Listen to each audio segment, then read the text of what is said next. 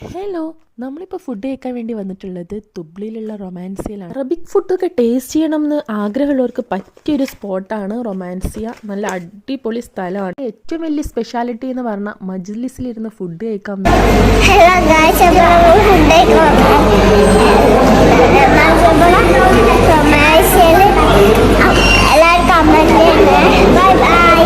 ഇവിടെ ഫുഡൊക്കെ പെട്ടെന്ന് കിട്ടും കേട്ടോ. ഓൺലൈൻ ഡെലിവറി ആണെങ്കിലും അല്ലാതെ ആണെങ്കിലും. പിന്നെ ഇവിടെ ഫ്രഷ്ലി പ്രിപ്പയർഡ് ചെയ്യാൻ വേണ്ടിയിട്ട് ഒരു സെൻട്രലൈസ്ഡ് കിച്ചൺ തന്നെയുണ്ട്.